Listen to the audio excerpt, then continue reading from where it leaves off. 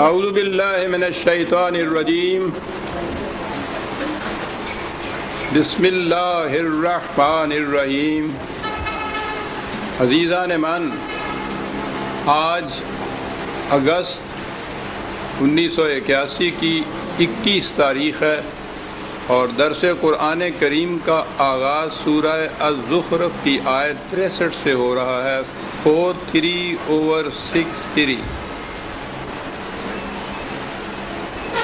سابقہ جمعہ کو یوم آزادی کی تقریب کی وجہ سے درس کا ناغہ رہا تھا۔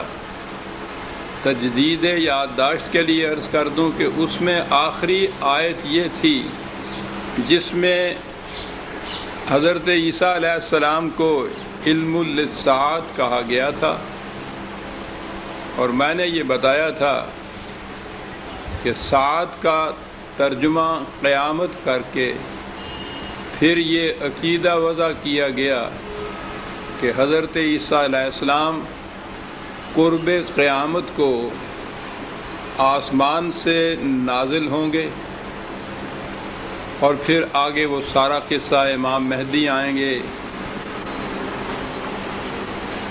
اور پھر ساری دنیا میں اسلام کا غلبہ ہوگا۔ تو میں نے عرض کیا تھا کہ یہ ایک چیز الساعت کو قیامت تصور کر کے اس بنیاد پر پھر ساری عمارت استوار کی گئی۔ قرآن کریم میں الساعت متعدد مقامات پر آیا ہے۔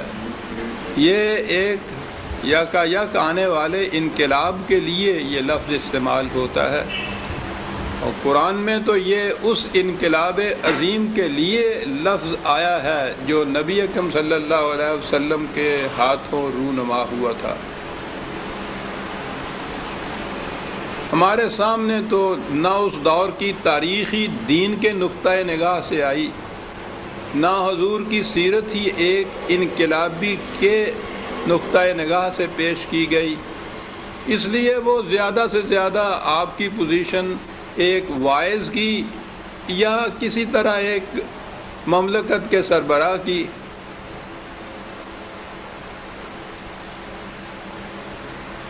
اور دین کی پوزیشن ایک مذہب کی جس میں پرستش، ورشپ، پوجا پاٹ، رسوم، شعائر، بس یہیں تک ہے سب کچھ آپ کے ہاں جو سامنے آتا ہے۔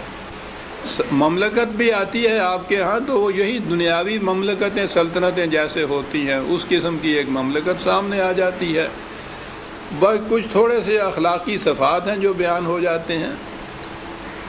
حضور کی صحیح پوزیشن اور اس انقلاب کا صحیح تصور سامنے آئے تو نظر آ جائے کہ دنیا کی تاریخ میں اتنا عظیم انقلاب کہیں اور نہیں آیا تھا۔ یہ انقلاب زمین کے خطوں میں نہیں صرف آیا تھا، اقوام عالم کی تہذیب اور تمدن اور معاشرت اور معیشت، حتیٰ کہ قلوب کی دنیا کے اندر بھی ایک انقلاب پیدا ہو گیا تھا۔ عظیم انقلاب تھا یہ جو آیا گیا، اور ہسٹری کا ایک نیا دور شروع ہوا ہے حضور کی بعثت کے بعد۔ تاریخ کا ایک نیا دور ہے جو شروع ہوا ہے، اور وہ دور چلا آ رہا ہے اب تک۔ تو یہ جو انقلاب عظیم تھا یہ تھا الساعت، قرآن کریم نے جسے کہا ہوا ہے۔ اور میں نے عرض کیا تھا کہ خود انجیل میں جیسی کچھ بھی وہ آج ہے، خود حضرت عیسیٰ علیہ السلام کے یہ بیانات پیشین گوئیاں موجود ہیں کہ ایک آنے والا آئے گا، اور جس انقلاب کی میں تمہیں خبر دے رہا ہوں اس کے ہاتھوں وہ متشکل ہوگا، وہ قیامت خیز انقلاب ایک ہوگا۔ یہ چیزیں آج کی انجیل میں بھی موجود ہیں۔ یہ الگ بات ہے کہ انہوں نے بھی اسے، وہ تو نبی اکرم صلی اللہ علیہ وسلم کی طرف اسے منسوب کر ہی نہیں سکتے تھے عیسائی، انہوں نے بھی یہ کہا کہ یہ آنے والا دور انقلاب، حضرت عیسیٰ علیہ السلام جب دوبارہ آسمان سے نازل ہوں گے تو ان کے ہاتھوں پھر یہ انقلاب آئے گا۔ بہرحال یہ اسات وہ انقلاب عظیم تھا جو نبی اکرم صلی اللہ علیہ وسلم کے ہاتھوں سے آنا تھا، اور جس کی پیشین گوئیاں پہلے پیغمبروں کے ہاں وحی کے ذریعے سے موجود تھیں کہ قرآن کریم کی روح سے یہ سلسلہ وحی خدا کی طرف سے دیا ہوا دین شروع سے آخر تک اصولی طور پر ایک ہی چلا آ رہا تھا۔ اسی سلسلے میں یہ کہا اب آگے کہ وَلَمَّا جَاءَ عِيسَىٰ بِالْبَيِّنَاتِ قَالَ قَدْ جِئْتُكُمْ بِالْحِكْمَةِ وَلِأُبَيِّنَ لَكُمْ بَعْدَ الَّذِي تَخْتَلِفُونَ فِيهِ فَاتَّقُوا اللَّهَ وَأَطِیعُونِ۔ حضرت عیسیٰ علیہ السلام جب آئے تو انہوں نے آ کے قوم سے کہا، اب یہاں لفظ ہے حکمت، کہ میں تمہارے پاس حکمت لے کے آیا ہوں۔ اب حکمت کا ہمارے ہاں بھی عام طور پہ تصور، اگر وہ حکیم بمانے طبیب نہ لیا جائے، اب تو حکیم طبیب کو ہی کہتے ہیں، بلکہ یہ طبیب اپنے ساتھ طبیب کا لفظ نہیں لگاتے، یہ ہر طبیب حکیم ہی کہلاتا ہے۔ اس سے ذرا آگے چلتے ہیں تو پھر حکمت فلاسفی کے معنوں میں لفظ استعمال ہوتا ہے۔ اس جہت سے قرآن کی یہ آیتیں جہاں حکمت آیا ہے، انگریزی میں بھی ترجمہ اس کا وزڈم ہی کیا گیا ہے۔ اب یہ تصور کیجئے کہ رسول کے متعلق، خدا کے انبیاء کے متعلق یہ اگر ہو، وہ کہیں کہ میں وزڈم لے کے آیا ہوں، فلاسفی لے کے آیا ہوں، تو وہ تو خالص ایک ذہنی اور دماغی چیز ہے۔ فلاسفر تو خدا کی طرف سے کوئی علم نہیں پاتے، فلاسفی کے تو خود معنی ہوتے ہیں وزڈم کے ساتھ تعلق۔ تو حکمت کا ترجمہ اگر وزڈم کیا جائے یا اپنے ہاں بھی حکمت کے معنی دانائی یا عقل مندی لیا جائے تو اس سے تو فلاسفر مقصود ہوں گے، خدا کی وحی تو نہیں آئے گی۔ آپ نے دیکھا کہ اصطلاحات یا اس قسم کے مخصوص الفاظ کے غلط تراجم سے کتنے غلط تصورات ذہن کے اندر آتے ہیں، اور وہ دین اور نبوت کی حید کو ہی بدل کے رکھ دیتے ہیں۔ وزڈم تو ہر فلاسفر، ہر عقل مند کو حاصل ہوتی ہے، اور اس کی ذاتی ہوتی ہے، فکری ہوتی ہے، ذہنی دماغی ہوتی ہے۔ نبوت تو اس سے بالکل الگ شے ہوتی ہے، اس میں تو صاحب حکمت کی اپنی فکر اور اپنی حکمت کا شائبہ تک نہیں ہوتا، خالصتاً خدا کی طرف سے عطا شدہ ایک علم ہوتا ہے جسے وحی کہا جاتا ہے۔ اس لیے ہی قرآن کریم نے حکمت کو بھی منزل من اللہ قرار دیا ہے۔ میں ایک آدھ حوالہ ہی پیش کروں گا، ویسے تو سارے قرآن میں یہ چیز موجود ہے کہ انبیاء کرام کو خدا کی طرف سے کتاب اور اس کے ساتھ کتاب کی حکمت منزل من اللہ عطا ہوتی تھی، قانون اور قانون کی غرض و غایت، اس کا مقصود و مطلوب، اس کا منتہا، وہ نتائج جو اس قانون نے پیدا کرنے تھے، خدا نے یہ دونوں چیزیں وحی کے ذریعے انبیاء کرام کو دی تھیں۔ اسی لیے حکمت کو بھی اس نے منزل من اللہ قرار دیا ہے۔ ایک ریفرنس لے لیجئے 17/39، ذالک مما اوحی الیک ربک من الحکمت، یہ وہ حکمت ہے جسے خدا نے اپنی طرف سے اے رسول تجھ پر نازل کیا ہے، جسے تو حکمت تو منزل من اللہ ہوئی۔ یہ ایک فلاسفر کی وزڈم نہیں ہے، یہ فکری چیز نہیں،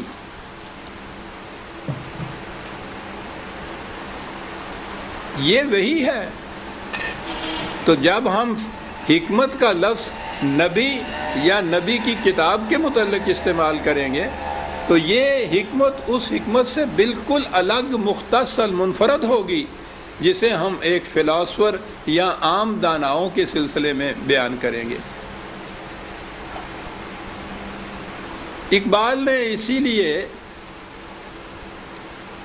حکمت کو 2 حصوں میں تقسیم کر دیا تھا،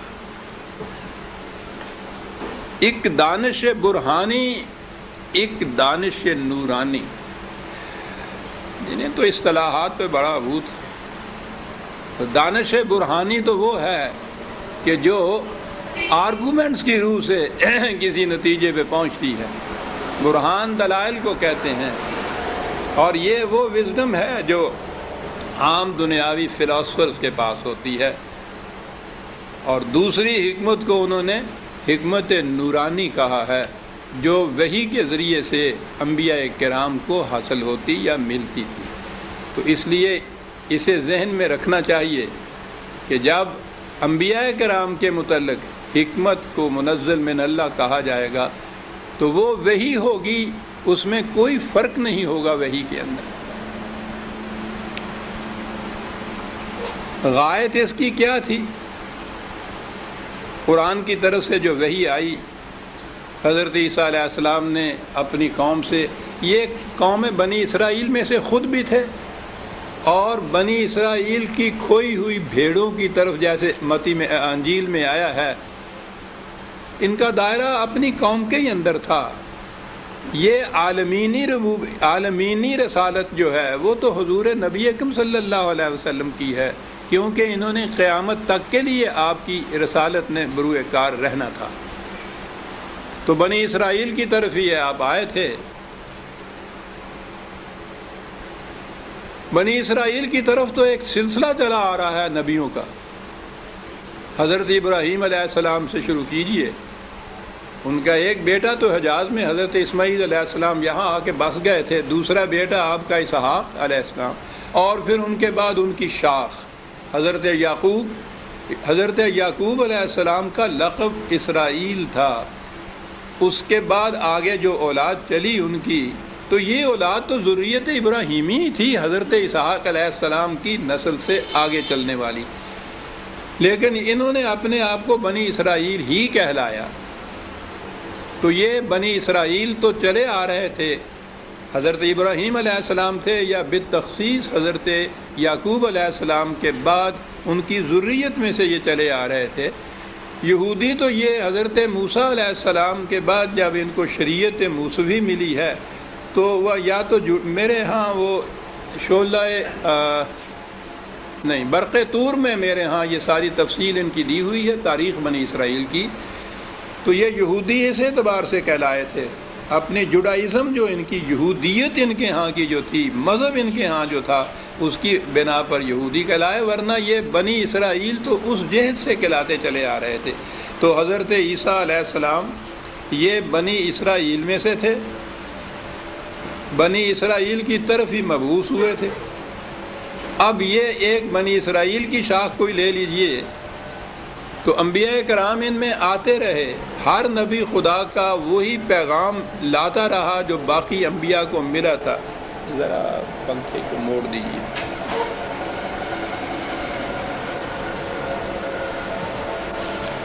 معاف رکھیے۔ وہی پیغام وہی تعلیم لے کے آتا تھا، اور اس کے بعد اس کی امت، اس کے متبعین اس میں اختلاف پیدا کر دیتے تھے۔ یاد رکھیے، اختلاف، تفرقہ، فرقہ بندی دین کی جڑ کاٹ دیتی۔ امت میں اختلاف یا فرقہ پیدا ہو تو دین باقی رہتا ہی نہیں۔ قرآن بلفظ صحیح اسے شرک کہتا ہے، رسول سے کہتا ہے کہ جو لوگ دین میں فرقہ پیدا کر لیں، اے رسول تیرا ان سے کوئی واسطہ نہیں ہے۔ اختلاف کو وہ خدا کا عذاب قرار دیتا ہے۔ ہاں جی، کہا اس نے یہ ہے کہ یہ جو ایک نبی کے بعد جب اس کی نام لیوا امت اختلاف پیدا کر لیتی تھی، فرقے پیدا کر لیتی تھی، افتراق پیدا کر لیتی تھی، تو دوسرا رسول آ کر ان اختلافات کو، اس تفرقے کو مٹاتا تھا اور پھر انہیں امت واحدہ بنا دیتا تھا۔ ایک قوم، ایک امت جس میں کوئی اختلاف اور تفرقہ نہیں ہوتا تھا۔ پہلی چیز وہ یہ کرتا تھا، اور اس کے بعد یہ جو امت واحدہ بنتی تھی، اس میں پھر وہ دین کو متشکل کرتا تھا، ایک عملی نظام کی شکل دیتا تھا۔ یہ تھا رسالت کا فریضہ۔ نبوت تو خدا کی طرف سے وہی پانے کا نام ہے، اور رسالت اس وحی کے مطابق ایک معاشرہ متشکل کرنے کا نام جو امت واحدہ طے کرتی تھی، اس میں کوئی اختلاف نہیں ہوتا تھا۔ خصوصیت ہی یہ ہے، پہلی خصوصیت اس امت کی یہ ہے جو دین کی علمبردار ہوتی ہے، اس میں کوئی اختلاف نہیں ہوتا، تفرقہ کا تو سوال ہی نہیں ہے۔ اس میں تو سورہ توبہ کے اندر جو مسجد زرار کا قرآن نے واقعہ اسی لیے خاص طور پہ بیان کیا ہے کہ تفرقے کی اور شکل تو ایک طرف رہی، مسجد بھی اس لیے بنانا کہ وہ کسی خاص فرقے کی ہو۔ قرآن نے اس کو کفر قرار دیا ہے، ایسی مسجد کے متعلق کہا ہے کہ وہ پناہ گاہ ہے خدا اور رسول کے دشمنوں کے لیے۔ حضور سے کہا گیا کہ اس مسجد میں قدم تک نہ رکھنا تم نے، یہ مسجد بمائے ان کے جنہوں نے اسے بنایا ہے سیدھا جہنم میں لے جائے گی۔ اور اس مسجد کو اس بنا پر کہ خدا نے اس کے متعلق یہ کہا تھا، حضور نے صحابہ کو بھیج کے مسجد کو گرا دیا، جلا دیا۔ تفریقم بین المومنین لکھا ہے قرآن نے کہ یہ مسجد یہ کرے گی تو یہ تو نہیں ہونے دیا جائے گا، دین کے اندر امت میں تفرقہ نہیں پیدا ہونے دیا جائے گا۔ یہ فرقہ بندی تو یہ چیز ہے، مسجد بھی اگر اس بنا پہ ہے کہ وہ منسوب ہو رہی ہے، ایک فرقہ پیدا کر رہی ہے، تو خدا نے یہ حکم دیا ہے کہ یہ کفر ہے، رسول سے کہا گیا ہے کہ جا کے اس میں قدم نہ رکھنا، حضور نے اس کو ڈھا دیا، منہدم کر دیا اس مسجد کو۔ دین اس چیز کا نام ہے، یاد رکھیے۔ یہ فریب نفس ہے ہمارا، جو اس کے باوجود سمجھتے ہیں کہ دین باقی رہتا ہے، مذہب باقی رہتا ہے، دین نہیں باقی رہتا۔ فرقے مذہب میں ہوتے ہیں اور مذہب کا کوئی تعلق نہیں ہوتا نہ خدا سے نہ خدا کے رسول سے۔ دین کہا یہ ہے کہ میں آیا اس لیے ہوں، اس وحی کو اس لیے لایا ہوں کہ تمہارے اندر جو اختلافات پیدا ہو گئے ہیں ان کی وضاحت کر دوں۔ خدا کی طرف سے جو کتاب ملتی تھی، اس کتاب کا پہلا مقصد یہ بتایا جاتا تھا کہ جو اختلافات پیدا ہو گئے ہیں لوگوں کے اندر ان کو وہ مٹا دے۔ اختلاف مٹانے کا طریقہ ہی قرآن نے یہ بتایا تھا۔ بے شمار آیات اس کے متعلق قرآن میں موجود ہیں۔ بہرحال نبی اکرم صلی اللہ علیہ وسلم تشریف لائے اور قرآن کے ذریعے سے ایک امت واحدہ پیدا کی۔ وَاعْتَصِمُوا بِحَبْلِ اللَّهِ جَمِيعًا وَلَا تَفَرَّقُوا، ان کو حکم دیا گیا۔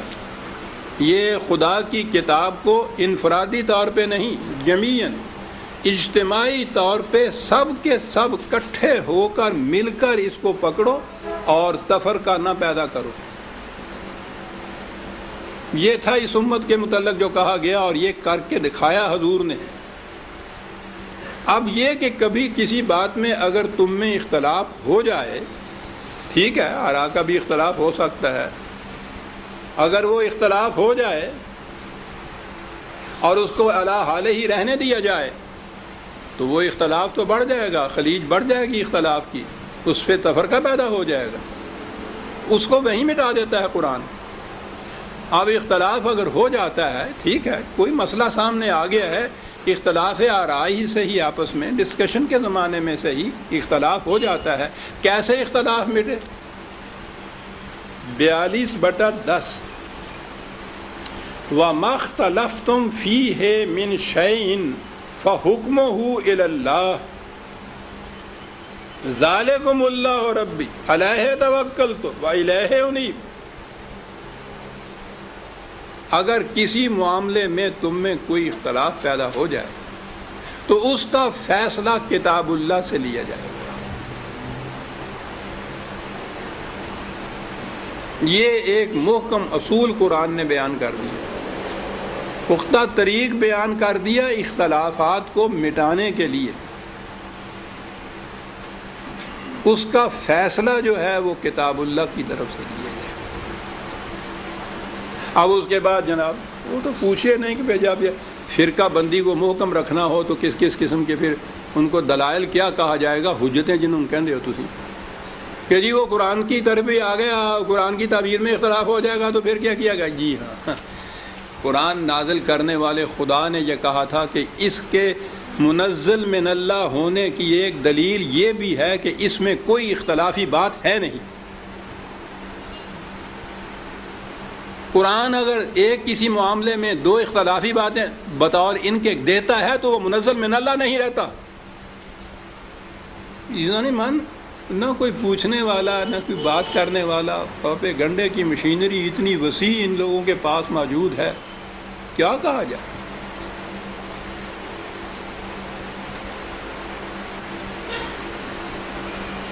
عام طور پہ بڑی بے باکی سے یہ کہہ دیتے ہیں کہ صاحب آپ کہتے ہیں قرآن کی طرف آئیے، وہاں سے اختلافات رفع ہوں گے۔ آپ کہتے ہیں، خدا نہیں کہتا۔ قرآن کی طرف دعوت دینے والے کے خلاف اعتراض کیا جاتا ہے کہ آپ کہتے ہیں کہ قرآن سے اختلاف ملتا ہے، خدا نہیں کہتا۔ اور اس کے بعد جب پھر اگلی بات کہ جی اگر قرآن کی طرف آنے سے بھی اختلاف نہ مٹ سکے تو چلیے قرآن بھی ایسا ہے کہ جو اختلاف مٹا نہیں سکتا۔ خدا کا دعویٰ جو ہے معاذ اللہ غلط، اور اس کی روح سے یہ اگلی چیز کہ جی وہ اگر دو اختلافی تعبیریں دے، وہ جی قرآن نے جو کہا کہ پھر وہ من جانب اللہ نہیں رہتی کتاب، اگر وہ اس طرح سے اختلافی چیزیں دے دے تو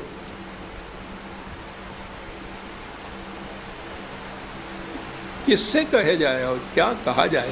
ابھی بات آ جاتی ہے۔ انہوں نے یہ بات کہی کہ میں اس لیے آیا ہوں، یہ وحی لایا ہوں کہ تمہاری اختلافات کو مٹا دوں۔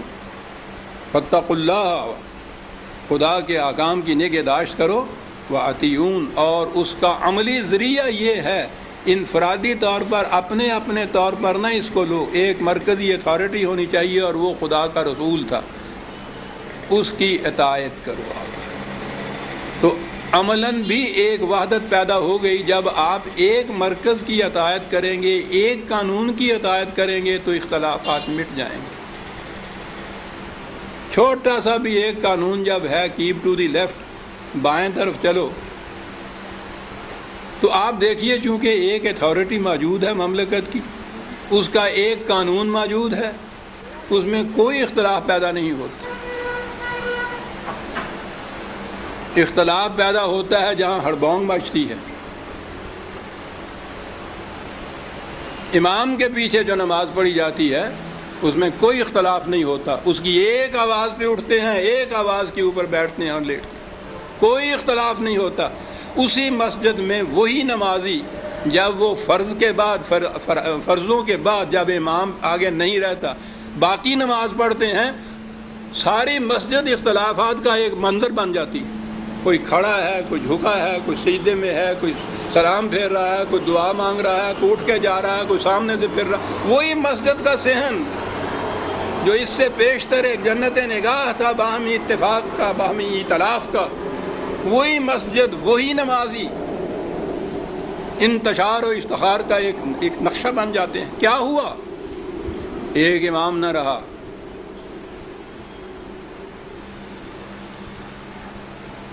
ہزار برس سے یہ امت بے امام چلی آ رہی ہے۔ یہ سارے اختلافات اس کی وجہ سے۔ امام قانون کی جہت سے کتاب کو بننا تھا، خدا کی کتاب کو، محسوس طور پر اسے خلافت کا مرکز جو تھا اسے بننا تھا، اس کا مرکز محسوس، اس کی اطاعت، کیپ ٹو دی لیفٹ کی اطاعت تو آپ کرتے ہیں کہ ایسا نہ کیا گیا تو وہ سپاہی پکڑ لے گا، اختلاف نہیں پیدا اس میں کرتے۔ لیکن یہی جو اس قانون کی یوں اطاعت کر کے آپس میں وحدت پیدا کرتے ہیں، یہی سارے جب مسجد میں چلے جاتے ہیں مختلف مسجدوں کے اندر تقسیم ہو جاتے ہیں۔ خدا کی عبادت میں اختلاف، مذہبیت کے اندر تفرقہ۔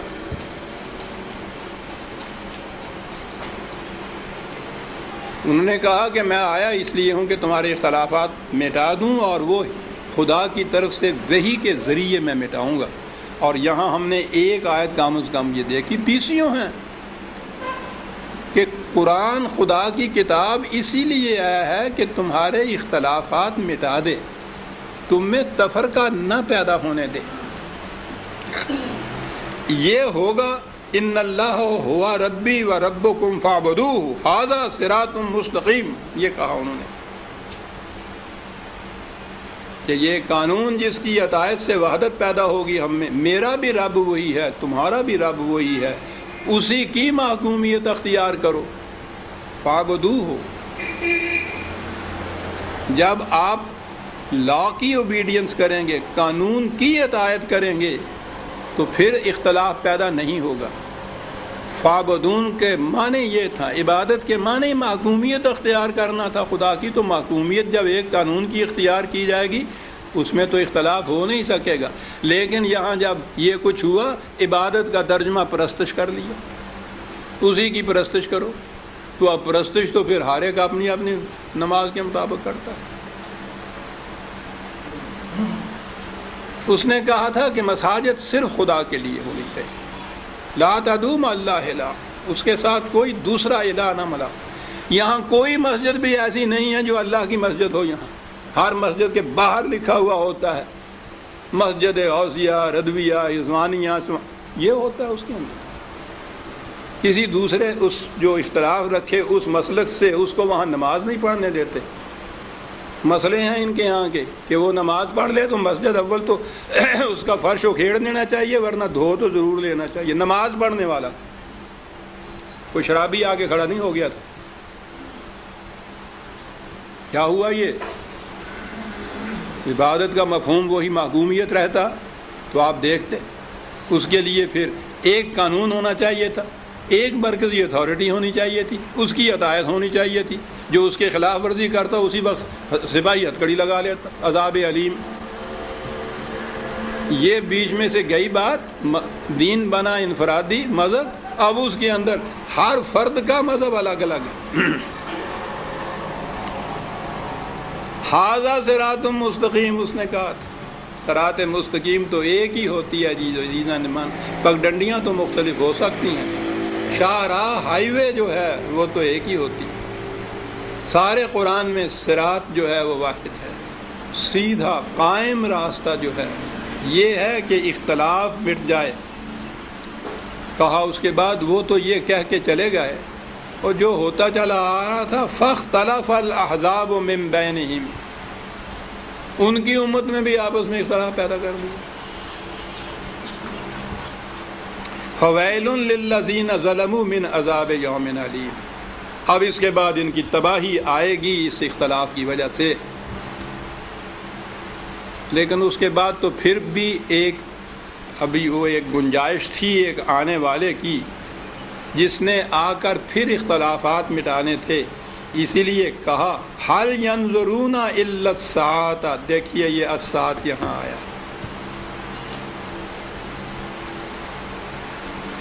یہ لوگ جو اتنا ان سے کچھ کہا گیا ہے کہ اختلافات باہمی انسانیت کو جہنم میں لے جاتے ہیں، اتفاق اور وحدت ہی وہ چیز ہے جس سے کہ انسانیت پرورش پاتی ہے، تباہ ہو جاؤ گے، لیکن وہ اس سے نہیں مانے۔ تو کہا کہ اب یہ اس انقلاب کا انتظار کر رہے ہیں در حقیقت، جو آئے گا اور پھر وہ یہ وحدت پیدا کرے گا۔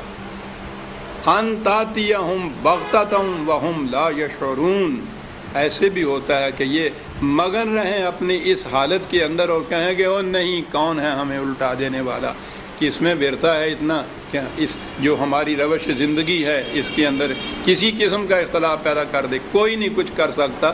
کیسا کہ یہ اس ظام باطل میں، اس سیلف ڈیسیپشن میں، اس فریب نفس میں مبتلا کہیں گے۔ دیکھیں ہم لا یشعرون، کتنی بڑی بات کہی ہے قرآن نے، کہ اگر عقل و فکر اور شعور سے یہ کام لیں تو نظر آ جائے ان کو کہ تباہی آ رہی ہے ہماری، لیکن مذہب تو عقل و فکر سے کام لینے ہی نہیں دیتا، وہ تو جذبات پہ چلتا ہے۔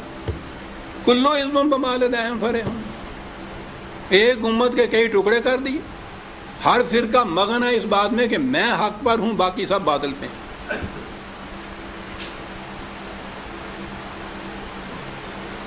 لا یشعرون، شعور کی سطح، کانشیس سطح کے اوپر، کانشیسنس کی سطح کے اوپر نہیں بات یہ سوچتے، جذبات کے تابع یہ چلتے ہیں۔ وہ الساعۃ، اب دیکھیے وہی الساعۃ کا لفظ یہاں آ گیا کہ یہ کیا اس کا انتظار کرتے ہیں؟ ذرا سوچیے عزیزان مان، اگر یہ چیز جو یوں ہی لے گئی ہے کہ وہ قیامت اس کے بعد آ جائے گی، ساتھ کے معنی قیامت، پھر اس وقت یہ لوگ آئیں گے، انبیاء کرام یا آسمان سے نازل ہونے والے، یہ سب کچھ، یعنی اس وقت جس کے بعد نہ زمین رہنی ہے، نہ آسمان رہنا ہے، نہ پہاڑ رہنے ہیں، نہ انسان باقی یہاں رہنے ہیں، تو اس وقت انہوں نے آ کے اگر ان کے اختلافات مٹائے بھی تو کس کام کے؟ پس ازاں کے من نہ مانم بچے کار خواہی آمد، وہ پھر تو رہنا ہی نہیں کسی نے۔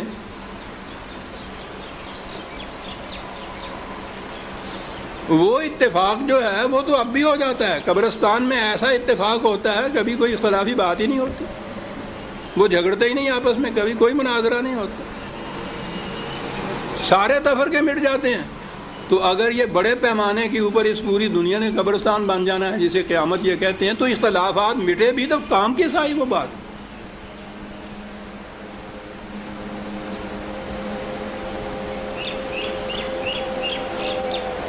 بالا بم رسیدہ جانم تو بیا کے زندہ مانم، ابھی ہے اس کی توقع، سانس باقی ہے مجھ میں، تو آ جا تو مجھے زندگی مل جائے گی، پاس ازاں کے من نہ مانم بچے کار خواہی آمد، جب آخری سانس بھی میرا ختم ہو جائے گا، میں مر جاؤں، تو تیرا آنا میرے کس کام آئے گا؟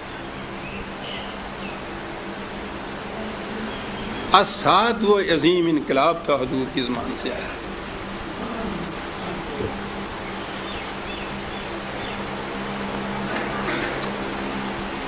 کیا بات، اس انقلاب عظیم کی کیفیت۔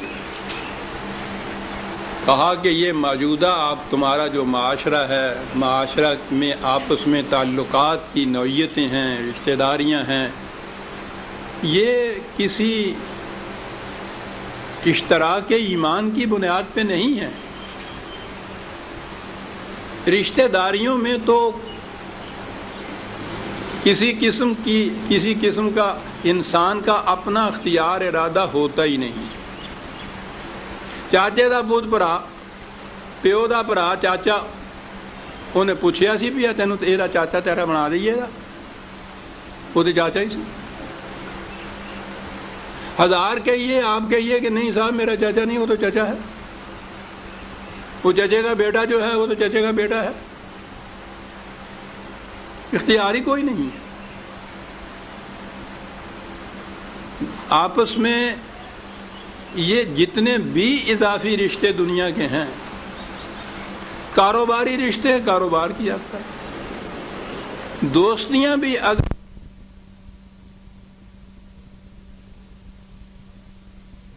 پر مبنی نہیں ہیں، الف بین قلوبکم قرآن کہتا ہے، تمہارے دلوں کو آپس میں جوڑ دیا، یہ جو تعلق ہے جسے آپ دوستی یا مودت کہہ لیں، یہ تو ایک ایسی چیز ہے کہ جب تک وہ آپ کا نظریہ زندگی، وہ ایمان جو ہے مشترک ہے دونوں میں، یہ تعلق قائم رہے گا۔ اگر دوستی بھی اس بنا پہ نہیں ہے تو آپ دیکھتے ہیں اس کے بعد کس طرح سے پھر دوستیاں ٹوٹتی ہیں۔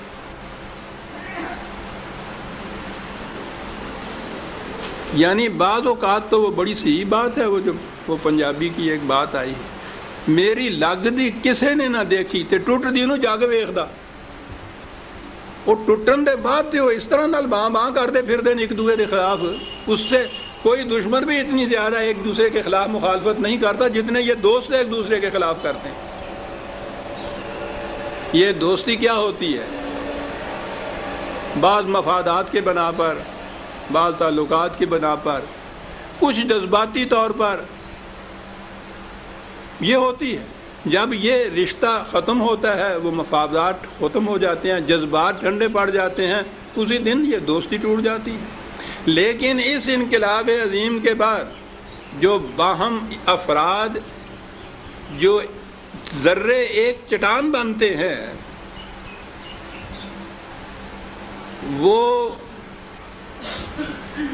یہ چٹان بننے کا جو ذریعہ ہوتا ہے وہ نہ تو رشتہ داری ہوتی ہے جس پہ کوئی انسان کو اختیار نہیں، نہ کاروباری ذہنیت ہوتی ہے، نہ مفاد پرستی کی بنا پر آپس میں دوستی ہوتی ہے، حتیٰ کہ سطحی جذبات کی بنا پہ بھی وہ چیز نہیں ہوتی۔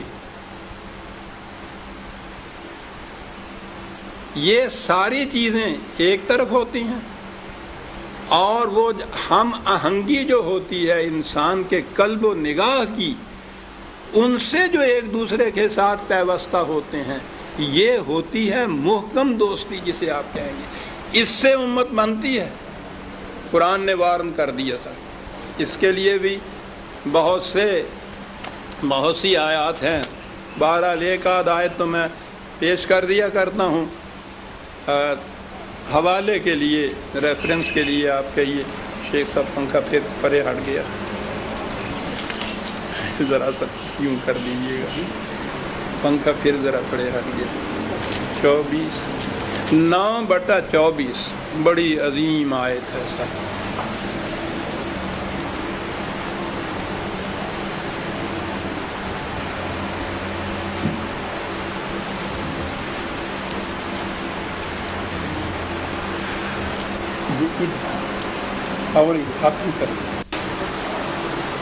دنیا بھر کے تعلقات ایک طرف، یہ ایک تعلق جو ہے خدا کا ایک طرف۔ کیا کہا ہے اس نے؟ خوب کہتا تھا، زمانے بھر کے غم اور ایک تیرا غم، یہ غم ہوگا تو کوئی غم نہ ہوگا۔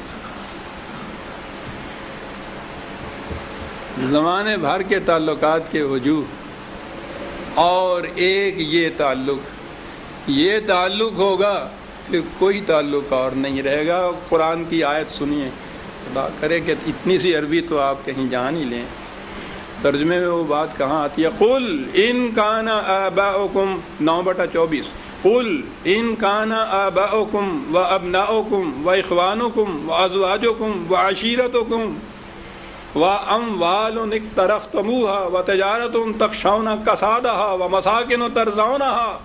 اللہ اکبر۔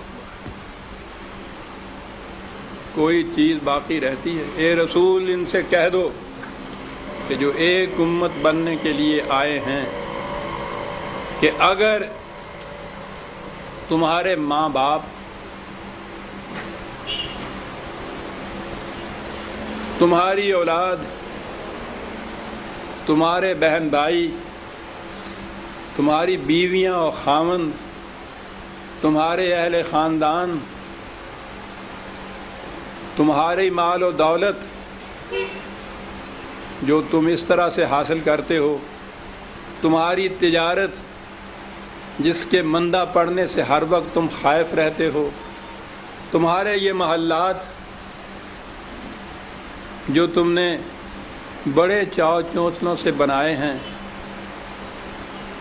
جو تمہاری مرضیوں کے مطابق ہیں، یہ تمام چیزیں، یہ ساری چیزیں گنی گئیں۔ غور کیجئے، کوئی ایک چیز بھی باقی نہیں رہتی اس میں۔ یہ تمام چیزیں کہا کہ احب علیکم من اللہ ورسولہ وجہاد فی سبیلہ، اگر یہ چیزیں ان میں سے کوئی ایک چیز بھی تمہارے لیے خدا اور اس کے رسول اور اس کے راستے میں جہاد سے زیادہ عزیز اگر ہو گئی، ان میں سے کوئی ایک چیز بھی، فتربصوا حتی یاتی اللہ بامرہ، تو انتظار کرو تاکہ خدا کا عذاب آ جائے تم پر۔ دیکھتے ہیں امت کس طرح سے بنتی ہے، یہ ذرے چٹان میں کیسے تبدیل ہوتے ہیں۔ ان میں سے کوئی ایک چیز بھی اگر اس کے راستے میں حائل ہو گئی، ایمان کی بنیادوں کے اوپر جو آپ کا رشتہ قائم ہوا ہے، اس کے راستے میں اگر ان میں سے کوئی ایک چیز بھی حائل ہو گئی، تو پھر اس کے بعد بڑی جامع بات ہے کہ ہم تفصیل سے کھول کے کیا بتائیں تمہیں۔ پھر اس کے بعد بس یہ سوچ لو کہ پھر ذرا انتظار کرو خدا کے فیصلے کا، جب وہ آیا کرتا ہے تو تم پوچھو نہیں کیا ہوا کرتا ہے۔ پھر اتنی بات تو ضرور ہے کہ واللہ لا یہدی القوم الفاسقین، یہ ایسا جو ان کی جو یہ ترجیحات ہیں، اگر ان میں سے کوئی چیز بھی غالب آ گئی اس جذبے کے اوپر، یہ فسق ہے، یہ ایسا کرنے والے فاسق ہیں، یہ لوگ کبھی سیدھے راستے پہ نہیں چل سکتے۔ ان میں سے ایک چیز بھی اگر غالب آ گئی تو یہ شہادت گاہ الفت میں قدم رکھنا ہے۔ لوگ آسان سمجھتے ہیں مسلمان ہونا، یہ تو ہر ایک کی طرف سے کٹ کے ایک کا ہو جانا ہے. انی وجہت وجہی للذی فطر السماوات والارض حنیفا وما انا رہ گئی رسم اذاں روح بلالی نہ رہی. ہر نماز سے پہلے جب نیت ہم کرتے ہیں عزیزان من تو یہ کہنا ضروری ہوتا ہے. کبھی نہیں سمجھتے کہ اس کے معنی کیا ہیں, کس نے یہ کہا تھا, کب کہا تھا, کیوں کہا تھا. نتیجہ اس کا یہ ہے, کہنے والا تھا وہ مورث اعلیٰ ہمارا حضرت ابراہیم علیہ السلام ہے, معمار کعبہ, جس کی ساری زندگی اس کی ایک عملی تفسیر ہے. باپ سے شروع ہوا ہے, اس سے کہہ دیا کہ اگر تو اللہ کا نہیں ہے تو میرا تیرے ساتھ کوئی واسطہ نہیں. بادشاہ سے کہہ دیا, اس کے نمرود جیسا بادشاہ عزیزان من, نام سے تھرتھری آ جاتی ہے آج بھی. اس سے جا کے کہہ دیا کہ تیرا اختیار کیا اور تیری بادشاہت کیا لیے پھرتا ہے. پوری کی پوری قوم سے یہ کہہ دیا کہ تم تو تباہی کے جہنم میں جانے والے ہو, میں تم میں سے ہوں نہیں. اندازہ لگا لیجیے. اپنے ذہن میں, اپنے تصور میں یہ بات آئی کہ خدا کے راستے کے اوپر بیٹا بھی قربان کر دینا چاہیے, بیٹے تک کے لیے بھی تیار ہو گئے.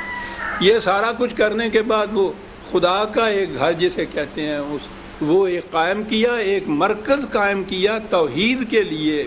مرکز ایک ہو تو وحدت پیدا ہو جاتی ہے, پیدا کیا. اس کے بعد اپنی اولاد کے متعلق یہ کہا وَمَن تَبِعَنِي فَهُوَ مِنِّي, جو میرے نقش قدم پہ چلے گا اس طرح سے وہ میرا ہے, جو یوں نہیں چلے گا وہ میرا نہیں ہے. اس مقام پہ پہنچ کے حضرت ابراہیم علیہ السلام نے کہا تھا کہ انی وجہت وجہی للذی فطر السماوات والارض حنیفا وما انا من المشرکین. میں ساری دنیا سے کٹ کر صرف ایک کا ہوتا ہوں, اپنا رخ ایک کی طرف کرتا ہوں. جب آپ ایک کی طرف رخ کریں گے عزیزان من تو باقی سب کی طرف سے رخ موڑنا پڑے گا. یہ ناممکنات میں سے ہے کہ اگر ایک کی طرف منہ کرے تو باقیوں کی طرف بھی آپ کا منہ ہو, پھر نہیں رہتا یہ چہرہ باقیوں کی طرف. وہ چہرے منافقت کے ہوتے ہیں جو لگائے جاتے ہیں اس طرح سے, وہ گتے کے چہرے کہ جو ہر طرف لگ سکتے ہیں. انسان کا چہرہ ایک وقت میں ایک ہی طرف لگ سکتا ہے. انی وجہت وجہی للذی فطر السماوات والارض حنیفا, حنیفا ناک کی سے جانے والا, چلتے ہوئے ادھر ادھر جو نہ تکے اس کو کہتے ہیں. یہ میں جانا تو ایک طرف, قدم اٹھانا تو ایک طرف, میں تو تکتا بھی نہیں ہوں راستے میں کسی دوسری طرف. میں آیا تیری طرف, یہ پوزیشن اختیار کرتے ہوئے, یہ ہے میرا مسلک. میں تیری طرف آیا, اور جب یوں آتا ہوں میں تو پھر کہہ سکتا ہوں کہ میں مشرک نہیں ہوں. دیکھا مشرک کون نہیں ہوتا. یہ ہے حضرت ابراہیم علیہ السلام نے جو کہا, اور یہ ہے جو ہم سبھی فرمایا گیا. نماز سے پہلے جو نیت کی جاتی ہے یہ کہا جاتا ہے عزیزان من رہ گئی رسم اذاں روح بلالی نہ رہی. یہ الفاظ باقی رہ گئے, یہ رسوم باقی رہ گئی, ان کا تو مقصد ختم ہو گیا. یہ جو زبان سے یہ کہہ رہا ہوتا ہے ساری دنیا کی طرف اس کا رخ ہوتا ہے, اس کی طرف نہیں ہوتا جس کے متعلق یہ دھوکہ دے رہا ہوتا ہے کہ میرا رخ تیری طرف ہے. اس کی طرف ہوتا ہی نہیں ہے. اس کی طرف ہو تو باقی کسی کی طرف رخ رہ ہی نہیں سکتا, حنیف نہیں ہو سکتا. وَمَا أَنَا مِنَ الْمُشْرِكِينَ. الْأَخِلَّاءُ يَوْمَئِذٍ بَعْضُهُمْ لِبَعْضٍ عَدُوٌّ إِلَّا الْمُتَّقِينَ. کہا اس انقلاب کے زمانے میں یہ کیفیت ہو گئی. جتنے یہ اور تعلقات ہیں سارے کے سارے کٹ جاتے ہیں, تعلق صرف ایک باقی رہ جاتا ہے, اور وہ ہوتا ہے خدا پر ایمان کا تعلق. جو ہے ایک دوسرے کے دشمن ہو جاتے ہیں جو دوست ہوتے ہیں. متقین, خدا کے قوانین کی نگہداشت کرنے والے متقین, ان کی یہ کیفیت نہیں ہوتی. اور یہ ہیں وہ لوگ جن کے متعلق کہا ہے کہ یا عباد لا خوف علیکم اليوم ولا انتم تحزنون. ہاں, یوں زندگی بسر کرنے والوں, تمہیں کسی کا خوف نہیں ہوگا, تمہیں کوئی حزن نہیں ہوگا. قرآن نے ہر مقام پہ یہ دونوں چیزیں کہی ہیں. خوف بیرونی خطرات سے مامون ہونے کا, بیرونی خطرات سے ہوتا ہے, حزن دل کی دل گرفتگی، افسردگی، پژمردگی، پریشان خاطری کو کہتے ہیں۔ کیا ہے یہ معاشرہ؟ اور یہ پھر وہ جنت ہم نے وہیں اٹھا دی۔ جب اس قسم کا یہاں ہم دین مذہب سے بدل لیں گے کہ فرقوں کے متعلق ہی یہ کام ہوگا کہ فرقے میں وہ ایک کے ساتھ نہیں رہا تو وہ گیا، اس کا مذہب، اس کا دین ختم ہو گیا، تو اس میں تو جہنم ہوگا۔ جی پانی پینا ٹھیک ہے تو کہ میرا شکریہ۔ خوف نہیں ہوگا، حزن نہیں ہوگا، تصور ہی نہیں ہم کر سکتے۔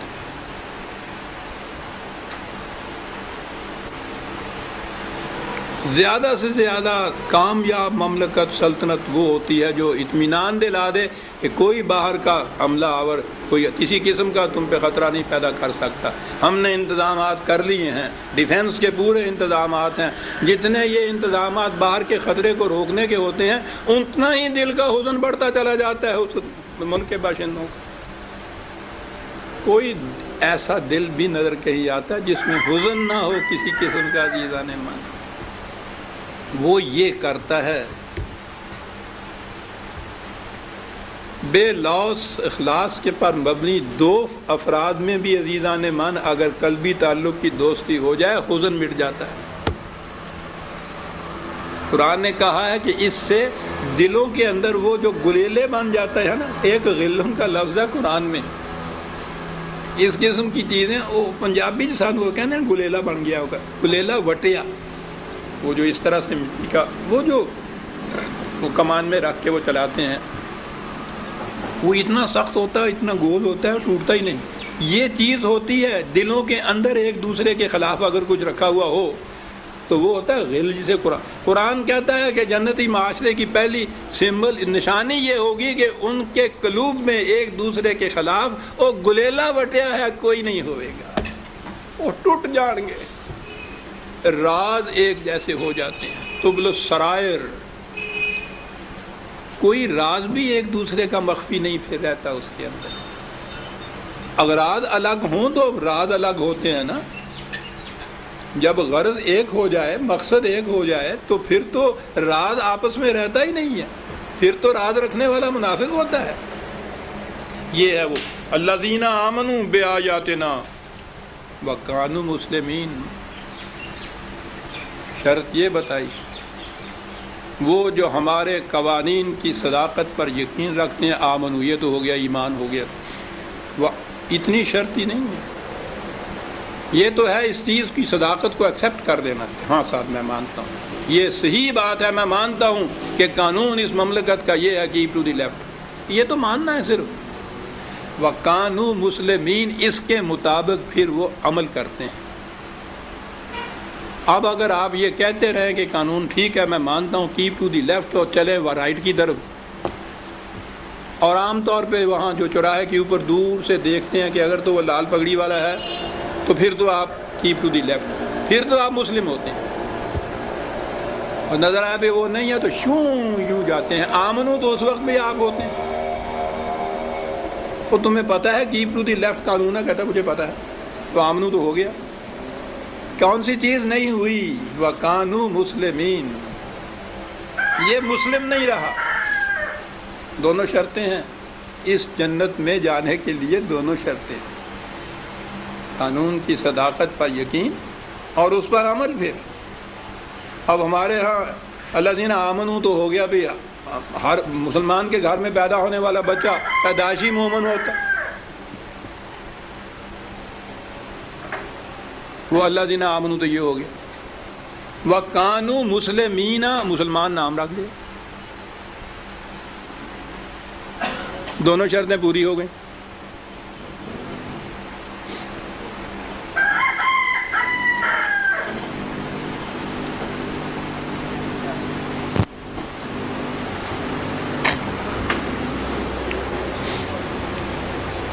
پیدائشی ہو گیا مومن، اور مسلمان تو قوم ہے ہی، تو دو ہی شرطیں تھیں قرآن نے جو آیت کی تھیں، اور اس کے بعد جو اس کا وہ نتیجہ ہے پھر کہ خوف بھی نہیں ہوگا اور حزن بھی نہیں ہوگا، تو اس کے متعلق کوئی بات ہی نہیں کرتا. ٹھیک ہے جی. یہ ہیں وہ دو شرطیں پوری کرنے کے بعد ادخلوا الجنۃ انتم وازواجکم تحبرون. میں نے یہ عرض کیا ہوا ہے مرنے کے بعد کی زندگی، وہاں کی جنت وہاں کی جہنم، اس پر ہمارا ایمان ہے، بنیادی شرط ہے ایمان کی. لیکن ایک چیز ہے، جب دین مذہب میں بدل جاتا ہے تو یہ ساری چیزیں جنت جہنم والی باتیں قیامت تک اٹھا رکھتے ہیں ہم، اس دنیا سے ان کا واسطہ نہیں رہتا. اور دین میں یہ چیز یہیں سے شروع ہو جاتی ہے اور مسلسل آگے چلتی ہے. جنتی معاشرہ یہاں قائم ہوتا ہے، جہنم کی آگ کے شعلے یہاں بھڑکتے ہیں. وہ شعلے باہر نہیں نظر آتے. نار اللہ الموقدۃ التی تطلع علی الافئدہ، آگ کے اس جہنم کی آگ کے شعلے جو دلوں کو لپیٹ لیتے ہیں. کیوں عزیزان من، ہے نا یہ جہنم موجود آپ کے، اس کے لیے انتظار کرنا پڑے گا قیامت کا آپ کو. یہ ٹھیک ہے، میں یہ نہیں اب بتا سکتا کہ جسے جنت قرآن نے کہا ہے اس کی بھی کچھ بات کر دوں. جہنم کی بات تو یہ کی جا سکتی ہے نا. اسی دنیا کے اندر وہ معاشرہ قائم ہوتا ہے. جنت کے متعلق یا جہنم بعد میں جو آنے والی ہے اس کے متعلق تو قرآن نے کہا مسلو، وہ ہم اس کی مثال دے کے ہم بیان کر سکتے ہیں، تمہیں بتا نہیں یہاں سکتے کہ وہ فی الحقیقت ان ریالٹی کیا ہوگی، تم نہیں سمجھ سکتے اپنے شعور کی موجودہ سطح پر. اسی لیے ہم اسے مثال کے ذریعے بیان کرتے ہیں. لیکن اس دنیا کے اندر جو جنت، اس معاشرے کی روح سے جنت یہاں قائم ہوتی ہے، وہ تو دکھائی جا سکتی ہے. دکھائی تھی نبی اکرم صلی اللہ علیہ وسلم والذین معہ نے، وہ جنت قائم کر کے یہاں سے، یہی وہی جنت یہاں تھی. اس سے پہلے کہ جہنم کا نقشہ بھی موجود ہے اور اس کے بعد اس جنت کا نقشہ بھی ہمارے سامنے موجود ہے. ادخلوا الجنۃ انتم وازواجکم تحبرون، تم اور تمہارے رفقا. یہ ازواج ہمارے ہاں تو ترجمہ زوج بیوی ہوتا ہے نا، صرف قرآن کریم میں رفقا کو کہتے ہیں، ہم آہنگ ساتھ چلنے والے جو ہیں وہ ہوتے ہیں، تم اور تمہارے ساتھی. اب یہ انفرادی نہ رہی، میں دوسری جگہ بیان کروں گا. سورہ زمر شاید آگے ابھی آتی ہے، یہ آ گئی تھی، وہ گروہ در گروہ آ چکی تھی. یہ انفرادی چیز نہیں ہے، یہ اجتماعی چیز ہے. ادخلوا عبادی وادخلوا جنتی، یہ ہے میرے بندوں کے ساتھ مل جا اور جنت میں داخل ہو جا، قرآن کہتا ہے. تو ازواجکم کے مارے یہی ہے. اب یہ لفظ ہے یہاں تحبرون، حبر عربی زبان میں ہر خوش آئند چیز کو کہتے ہیں، اور لغت کی روح سے اس کے معنی اچھی موسیقی بھی ہے. لیکن وہ چیزیں جتنی بھی ہمارے ہاں کی مذہبی پیشوائیت نے حرام قرار دی ہوئی ہیں، ان کا تو ذکر کرنا بھی حرام ہو جاتا ہے صاحب. یہ کہنا کہ موسیقی ہی اس کا ترجمہ ہو سکتا ہے، تو اس پہ تو فوراً قدغن لگ جاتی ہے. لیکن مشکل یہ ہے کہ اتنی چیز پہ تو لگاتے ہیں. آگے جو ہے یطاف علیہم بصحاف من ذہب واکواب، کہ وہاں یہ طباق، تشتریاں، پلیٹس، گلاس، پیالے، یہ سونے کے ہوں گے. اب اس پہ نہیں یہ حضرات آتے کہ سونا اور چاندی تو تم یہاں حرام قرار دیتے ہو، تو جنت میں تو یہ بھی ہے. آگے حریر و اطلس بھی ہے جنت میں، یہاں یہ ریشمی لباس جو ہے اس کو بھی حرام قرار دیتے ہیں مردوں کے لیے. تو اب یہ چیزیں جو یہاں تم اس طرح حرام قرار دیتے ہو، جنت میں وہ قرآن بیان کرتا ہے کہ یہی ہوگا. اب مشکل یہ ہے کہ قرآن میں کہیں بھی یہ نہیں آیا کہ وہاں کاٹن کا بھی کوئی ہوگا وہاں لباس، کہ چلو ہم وہی لے لیں اپنے لیے. وہاں تو ہوگا ہی ہے عجیب بات ہے عزیزان من، کوئی سوچتا نہیں ہے کہ بات جو میں نے پچھلی دفعہ لکھا تھا، سوچا کرو عزیزہ، سوچا کرو۔ پیمفلٹ بھی آ گیا، شیخ صاحب کہتے ہیں اس میرے مقالہ کا پیمفلٹ بھی آ گیا ہے باہر سے، سوچا کرو، ایک ہی بات ہے عزیزان من۔ یعنی اسی آیت میں یحبرون کا میں نے یہ کہا کہ اس کے معنی موسیقی بھی ہیں، تو پوچھو نہیں کیا شور مچنا ہی تھا۔ موسیقی کے سمجھنے کے لیے ایک حصے لطیف کی ضرورت ہوتی ہے، جنہیں وہ حص نصیب نہیں ہوتی، بجائے اس کے کہ اپنی محرومی کا افسوس کریں، وہ کبا چاہتا بھی سارے کبے ہو جائیں۔ انہوں نے کہا موسیقی کو حرام قرار دو، ہمارا وید ہی نہیں کھلے گا کہ ان کو اس کی اپریسیشن ہی نہیں آتی۔ وہ کیا شور میں کہہ گیا ہے وہ فیض کہ جناب شیخ سے میں کا جواز کیا پوچھیں کہ چاندنی کو بھی حضرت حرام کہتے ہیں۔ یہ عزیزان مان وہ جنتی معاشرہ جس کے اندر قرآن کی حدود کے اندر رہتے ہوئے ان چیزوں کو استعمال کیا جائے گا، اس سے یہ چیزیں حلال ہوتی ہیں۔ وہ حدود ٹوٹ جائیں تو پھر تو عزیزان من روٹی کا ایک لقمہ بھی حرام ہو جاتا ہے۔ اقوام ہاں، اور سنیے جنت کے اندر کیا ہوگا۔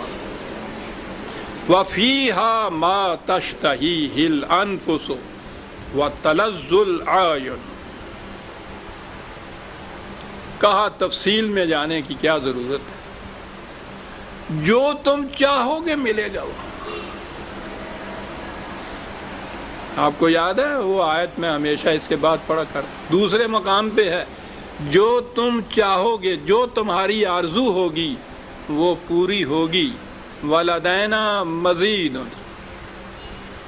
غالباً 50/35، جو تمہاری خواہش ہوگی وہ پوری ہوگی، اور ہمارے پاس اس سے بھی کچھ زیادہ ہوگا دینے کے لیے۔ کیا بات ہے! ورنہ اگر اتنا جو کہہ دیا جاتا کہ جو کچھ تمہارا جی چاہے گا وہ تمہیں مل جائے گا، تو پھر کچھ کہنے کی ضرورت نہیں ہوگی۔ یہ بڑی عظیم چیز ہے جو میں ہر بار دہرایا کرتا ہوں، جو خدا نے کہا کہ ہمارے پاس اس سے بھی زیادہ ہے۔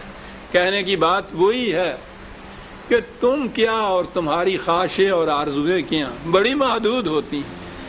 تم تو اپنے محدود پیمانے کے مطابق ہی مانگو گے نا ہم سے، اور ہمیں معلوم ہے کہ تمہاری ارتقائی منازل میں جب تم نے آگے جانا ہے تو اس سے زیادہ کی ضرورت پڑنی ہے۔ ہم نے تمہارے لیے وہ بھی رکھ چھوڑا ہوا ہے۔ بچہ تو مٹی کے گھوڑے سے، کھلونے سے، ٹین کے موٹر سائیکل سے خوش ہو جاتا ہے، وہ تو لے دیتا ہے باپ اس کو کہ وہی خوش ہوگا، لیکن ساری زندگی کے لیے وہ ٹین کا موٹر سائیکل نہیں اس کے لیے رکھتا، وہ سچ مچ کی موٹر بھی اس کے لیے رکھتا ہے کہ بیٹا میں تمہارے لیے اس سے زیادہ کچھ بنا رہا ہوں۔ کیا بات ہے اس دینے والے کا کہ ہماری مانگ اور ہماری آرزوؤں تک محدود نہیں رکھا۔ کہا تم نہیں جانتے کہ تمہیں اور کیا ضرورت پڑے گی بڑے ہو کر، وہ بھی ہمارے پاس ہے۔ وَتَلَذُّ الْأَعْيُنِ، یہ چیز جو ہے جنت نگاہ ہونا کسی چیز کا، بڑی چیز۔ پہلی چیز جو اپریسیشن کی اور تسکین کی ہوتی ہے وہ تو نگاہ سے ہوتی ہے، نگاہ کی لذت۔ لیکن آپ دیکھیے بار بار قرآن یہ کہتا ہے، پہلے تو میں وہ ایک آیت حوالے کے لیے دے دوں جس میں قرآن نے کہا ہے کہ سارے وہاں کی جنت کے بیانات سارے تمثیلی ہیں۔ مثالی طور پہ ہم نے کہا ہے 13/35، مثل الجنت التی وعد المتقون،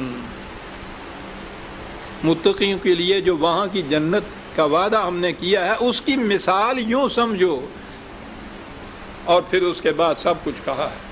تجری من تحتها الانہار اکلها دائم وذل، پانی بہہ رہے ہیں درختوں کے نیچے، پھلدار درخت ایسے ہیں جو پھل کبھی ختم ہی نہیں ہوتا، نہ ان کا سایہ ختم ہوگا نہ ان کے پھل ختم ہوں گے۔ مثل الجنت، مثال اس کی یہ، اور اتنا ہی نہیں ہے بلکہ یہ جو کہا ہے تلذ العین، اس کے نگاہ کی تسکین کا بھی سامان ہے۔ جنت نگاہ اقبال غالب نے جو اصطلاح وضع کی تھی بڑی خوبصورت ہے. جنت یہاں سے ہی اس نے لیا ہے، اور تلذ العینہ سے جنت نگاہ، اور فردوس گوشت تو اس نے تحبرون سے لیا ہے نا. فردوس گوشت جنت نگاہ. اور یہ جو قرآن نے کہا ہے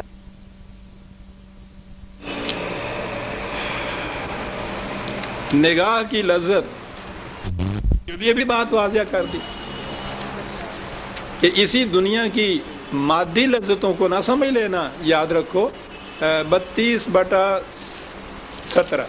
32/17 یہاں تو کہا ہے کہ وہ نگاہوں کی لذت کا سامان، اور یہاں کہا ہے فلا تعلم نفس ما اخفی لهم من قرۃ اعین. اپنے شعور کی سطح پہ کوئی نہیں یہ بات سمجھ سکتا کہ اس کی نگاہوں کی ٹھنڈک کا جو سامان ہم نے وہاں رکھا ہے وہ کیسا ہے. عجیب کتاب ہے عزیزان مان یہ قرآن، بات صاف کرتا چلا جاتا ہے. یہی کی لذت نگاہ نہ سمجھ لینا، وہ مثالی چیز ہے. اور نگاہوں کی ٹھنڈک کا جو سامان ہم نے وہاں رکھا ہے یہاں تو تم سمجھ بھی نہیں سکتے اس کو. وانتم فیہا خالدون. اور اگلی چیز عزیزان مان، یہاں تک تو ہم بہت خوش ہوئے نا، بڑی موج ہو گئی. نہیں، میں نے کہا کہ یہ چیز جو ہے جنت کی اس معاشرے میں بھی وہاں کے معاشرے میں بھی. لیکن اگلی بات ہے ذرا مقطع میں آپ پڑھی ہے سخن گستران باب، یعنی میں کہہ دوں کہ ساری امیداں تے پانی پھر گیا. وَتِلْكَ الْجَنَّةُ الَّتِي أُورِثْتُمُوهَا بِمَا كُنْتُمْ تَعْمَلُونَ. یہ تمہارے اعمال کے بدلے میں ملے گی، ویسے نہیں مل سکے گی. اسی تے پہلا ہی باہر کڈے گئے نا. اور یہ بڑی عظیم آیت ہے عزیزان مان، جس کو ہر جگہ لکھ رکھنا چاہیے. جنت صرف تمہارے اعمال کے بدلے میں تمہیں اس کا وارث بنایا جائے گا، کوئی اور ذریعہ، کوئی اور طریقہ نہیں. یہ سفارشیں، یہ شفاعتیں، یہ رحم دلیاں، یہ ترحم خسروانہ، یہ نہیں چلنا. اورثتموها بما کنتم تعملون. اس لیے کہ یہ تو بات کچھ اور آگے چلی جاتی ہے. وہ تو ایک اندر کی تبدیلی کا نام ہے جو باہر کی کوئی چیز بھی نہیں کر سکتی. جنت تیری پنہاں ہے تیرے خون جگر میں. اورثتموها بما کنتم تعملون. یہ جتنے تصورات ہمارے ہاں ہیں نا کہ بہشت فی سبیل اللہ ہم است، بالکل نہیں عزیزان میں. اورثتموها بما کنتم تعملون. لکم فیہا فاکہۃ کثیرۃ منہا تاکلون. یہاں کی جنت وہاں کی بھی جنت مثال کے طور پر پھلوں کی بڑی کثرت ہوگی صاحب. اس جنت سے میں سمجھتا ہوں یہ چیزیں ایکسپورٹ نہیں ہوں گی کہیں باہر، اسی لیے کثرت ہوگی نا وہاں. فاکہۃ کثیرۃ. اور ان کے متعلق پھر دوسرے مقام پہ یہ بھی کہا ہے لا مقطوعۃ ولا ممنوعۃ 50/33. نہ تو انٹرپشن ہوگی اس درمیان میں، اور ایک چیز ہے لا کوئی منع نہیں کرے گا تمہیں کہ یہ کیوں توڑتے ہو پھل. کوئی منع نہیں کرے گا. بکثرت ہو چیز، انٹرپشن بھی کوئی نہ ہو، مسلسل وہ رہنے والی ہو، اور کوئی روک نہ ہو اس کے اندر، جس کا جی چاہے. اور پھر فاکہتاً تو پھل ہی نہیں ہوتا. فقاہات آپ نے دیکھا ہوگا یہ لکھا ہوا ہوتا ہے. یہ چیز وہ ہوتی ہے جس سے دل کو خوشی حاصل ہو. لا ممنوعۃ، کوئی روکنے والا نہیں ہو ایسا. اور اس کے مقابل اس کے دوسری طرف ان المجرمین فی عذاب جہنم خالدون. مجرم جہنم کے عذاب میں ہوں گے. عجیب بات درمیان میں یہ آ گئی، مجرم کا لفظ جو یہاں آیا، پھلوں کا ذکر آ رہا تھا، درختوں، پھلدار درختوں کا، جھکی ہوئی ٹہنیوں کا، دانیتن قرآن نے بھی کہا ہے، اتنی جھکی ہوئی کہ تمہارے ہاتھ ہی وہاں تک پہنچ جائیں، اوپر بھی نہ چڑھنا پڑے، دانیتن قریب، لا ممنوعتن، کوئی نہ روکنے والا۔ اور اس کے بعد مجرم جہنم میں، عربی زبان میں بنیادی طور پہ جرمہ یا جرم کہتے ہیں دوسروں کے درخت کی شاخ کو کاٹ کے لے جانا، بنیادی طور پہ یہ جرم تھا ان کے ہاں، دوسروں کے ہاں کے پھلدار درخت کو کاٹ کے لے جانا۔ تفصیل اس نقطے کی آپ خود دیکھ لیجیے گا، یہ ہے جرم۔ مجرمین جہنم کے عذاب میں، لا یفتر عنہم وہم فیہ مبلسون، عذاب میں تخفیف نہیں ہوگی۔ اور ایک لفظ عزیزان من، عذاب کی شدت، انتہا جہاں ہو گئی دل کانپ جاتا ہے۔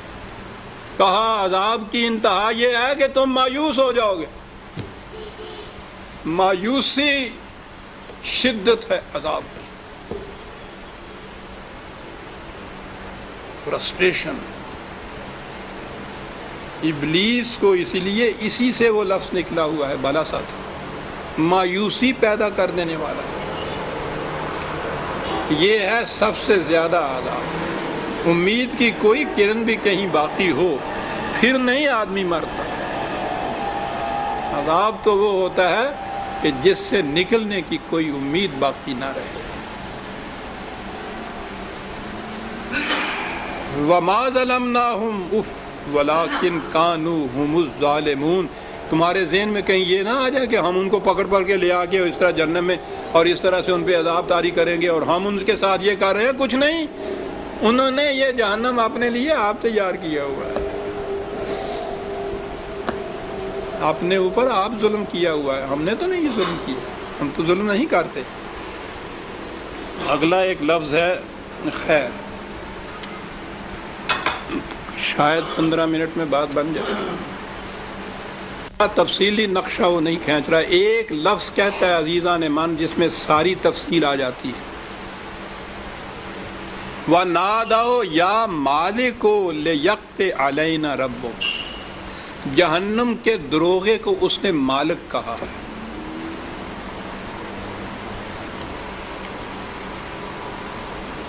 انسانوں کا کسی دوسرے انسان کی ملکیت بن جانا، اس کا ان کا مالک بن جانا، جہنم کے دروغے کو مالک کہا ہے، کسی اور فرشتے کا نام نہیں، اس طرح سے نہیں بتایا قرآن نے۔ یہ ہے جہنم، انسانوں کا دوسرے انسانوں کی ملکیت میں آ جانا، ان کی ملک ہو جانا، یہ ان کا مالک ہو جائے، ان کا ماسٹر ہو جائے۔ کوشش کروں گا کچھ بات آگے بن جائے۔ تو قرآن کریم نے عزیزان من ملکیت جو ہے کسی انسان کی دوسرے انسان کے اوپر، میں عرض کروں یہ ملکیت اس معنی میں نہ لو جیسے مکان کی ملکیت، جائیداد کی ملکیت ہوتی ہے، یہ خارجی اشیاء ہیں، ان کے اوپر تو تصرف، ان کی ملکیت، پوزیشن، پراپرٹی اس کا ہونا اور بات ہے۔ انسان کا دوسرے انسان کی اس طرح ملکیت بن جانا کس طرح قرآن نے بتایا ہے، اور وہیں سے سمجھ میں بات آ جاتی ہے کہ وہ کہتا کیا ہے جب کہتا ہے کہ کوئی انسان دوسرے انسان کا مالک نہیں ہو سکتا۔ 36/71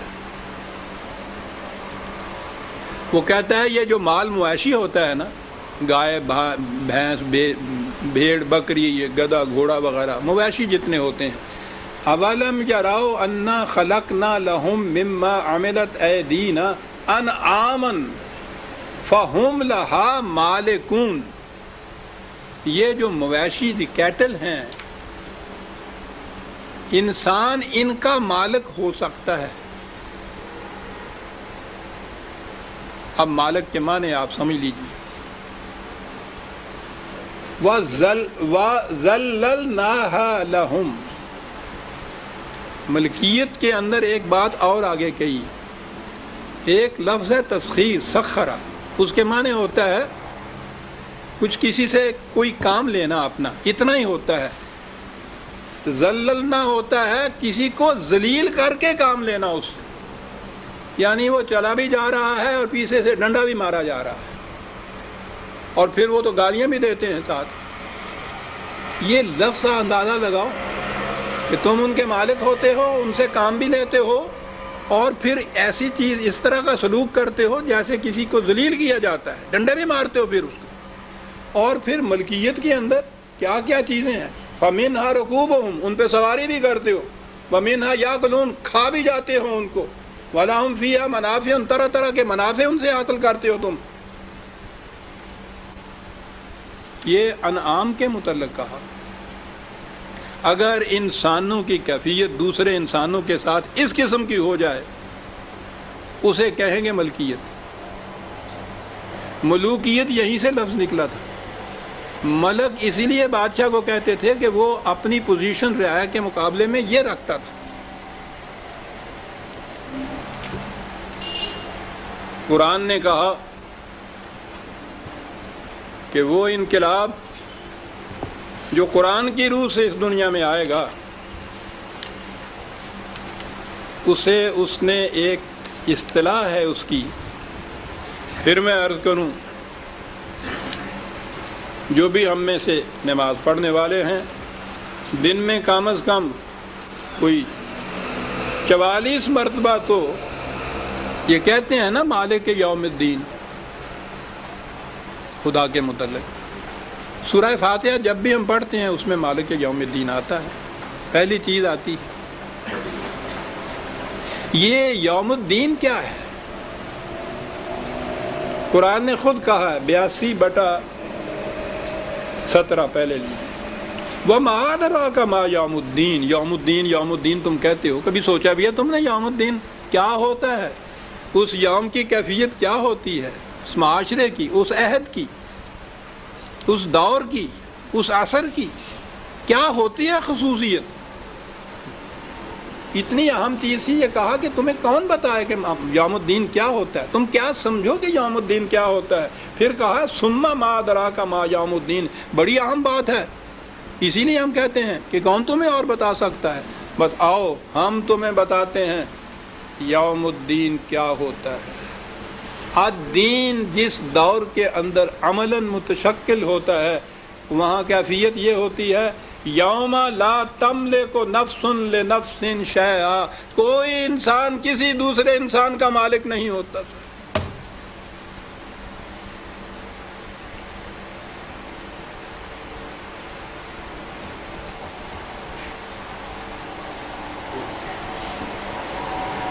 پھر معاشرہ کیسے قائم رہتا ہے؟ انارکی پھیلتی ہے؟ کہتا نہیں۔ والامر یومئذ للہ، اس دور میں حکومت صرف خدا کی ہوتی ہے، اور خدا کی حکومت کی عملی سمبل یا نشان یہ ہے کہ کوئی انسان کسی دوسرے انسان کا مالک نہیں ہوتا۔ مالک مویشیوں کے ہوتے ہیں، انسان حیوانوں کے مالک ہوتے ہیں، انسانوں کے نہیں ہو سکتے، اس لیے کہ وَلَقَدْ كَرَّمْنَا بَنِي آدم، ہر انسان کو ہم نے واجب التکریم پیدا کیا ہے، تو کوئی انسان دوسرے انسان کا مالک کیا ہے؟ اس نے کہا کون مالک ہو سکتا ہے؟ 30 پارے ختم کرنے کے بعد قرآن کریم کی آخری اناؤنسمنٹ، قل یا ایھا الناس قل اعوذ برب الناس، اعلان کیا الناس کا رب، سامان نشو و نما بہم پہنچانے والا، یہ خصوصیت ہے اس کی۔ الحمدللہ رب العالمین سے بات شروع کی، رب الناس سے جا کے بات ختم کی، قل اعوذ برب الناس ملک الناس، اس کو حق حاصل ہے کہ انسانوں کا مالک بنے، اپنے حکم کے تابع ان کو چلائے، اسے حق حاصل ہے، اور یوں یہ الہ الناس بنتا ہے، معبود اور پرستیدہ نہیں، کہ جس کی پرستش کی جائے، صاحب اقتدار، رب الناس بننے کے بعد ملک الناس بنتا ہے، پھر الہ الناس بنتا ہے، اور وہی صرف بنتا ہے۔ کسی انسان کا وہ یہ دعویٰ نہیں باندھتا کہ انا ربکم الاعلی، یہ تو فرعون کا دعویٰ ہے۔ رزق اس کے قوانین کے تابع ہر فرد کو ملتا ہے، تو ملک یا مالک جسے آپ کہتے ہیں وہ تو خدا کے سوا کوئی ہو ہی نہیں سکتا، یعنی وہ کیفیت انسان اور انسان کی جو انسان اور حیوان کی آپس میں رشتہ ہے، دیکھا قرآن نے خود واضح کر دیا۔ کوئی شائبہ بھی ایسا اگر آ جائے انسان اور انسان میں جو انسان اور حیوان میں ہوتا ہے تو وہ ملوکیت ہوگی عزیزان میں، اور ملوکیت ہی تو حرام ہے قرآن میں۔ وَالْأَمْرُ يَوْمَئِذٍ لِلَّهِ، حکم صرف خدا کے قانون کا چلے گا۔ یا مالکو لِيَقْضِ عَلَيْنَا رَبُّكَ،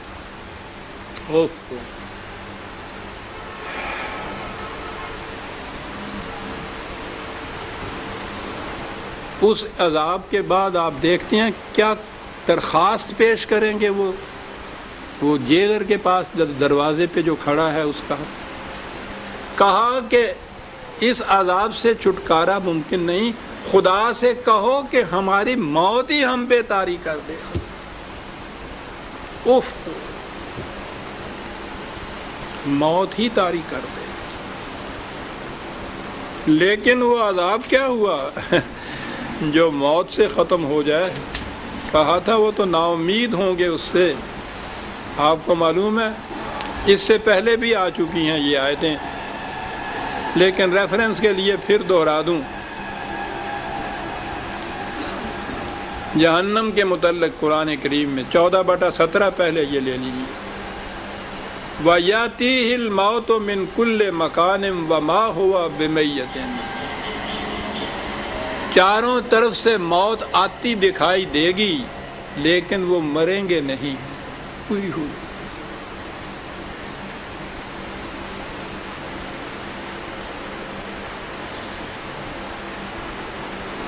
اس کیفیت کو آپ سمجھ سکتے ہیں عزیزان، مریں گے نہیں، موت 14/17 موت آتی دکھائی دے گی۔ دوسری جگہ ہے 27/13 87/13،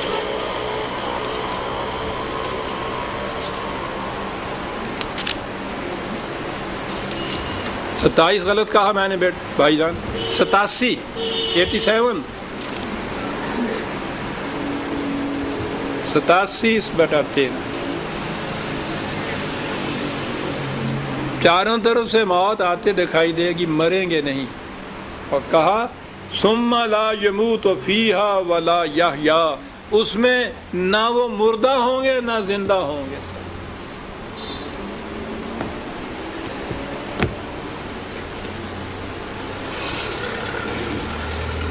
اب اس کی تفصیل کیا بیان کی جائے گی؟ ہزار حیف نہ بینی قیامت موجود۔ اقبال کہتا ہے کہ یہ تم اس کی داستانیں سرگزشتیں تو بیان کرو گے کہ قیامت میں جہنم ہوگا، یہ ہوگا، یہ نہیں دیکھو گے کہ تم خود اس جہنم کے اندر کھڑے ہو۔ انکم ماکثون، تمہیں تو رہنا ہوگا، اس لیے کہ لقد جئناکم بالحق ولکن اکثرکم للحق کارہون، تمہارے پاس الحق آ چکا تھا، تم نے اس الحق سے نفرت برتی، کراہت برتی، سرکشی نہیں، نفرت برتی۔ پہلی قوموں کے پاس تو الحق آیا، کسی طرح سے اس کے بعد وہ الحق محفوظ نہ رہا، پھر دوسرے پیغمبر کے آنے کی ضرورت پڑی کہ وہ پھر اصلی الحق کو اس قوم کو دے۔ عزیزان من، ہم کہاں جا سکتے ہیں؟ ہمارا چھٹکارا کہاں ہوگا؟ الحق آیا اور الحق قیامت تک کے لیے محفوظ رکھ دیا گیا، قرآن محفوظ کر دیا گیا، اسی لیے حضور کے بعد کسی دوسرے نبی کی ضرورت نہیں، کہ وہ تو آتا تھا الحق کو اپنی اوریجنل فارم میں دینے کے لیے، وہ تو اوریجنل فارم میں موجود ہے۔ کہا یہ گیا ہے ان جہنم والوں سے کہ تمہارے پاس الحق تھا نا، پھر اس پہ چلے تم الحق پہ، اس سے تو تمہارے دل میں کبیدگی پیدا ہو جاتی تھی، اور آپ چلا رہے ہو کہ اس جہنم کے اندر سے کسی طرح سے نکلا جائے۔ ہم نے تو یہ جہنم طاری نہیں کی ہے۔ الحق سے کبیدگی اور سرکشی اور نفرت کا نتیجہ خود ہے یہ للحق کے کارہون۔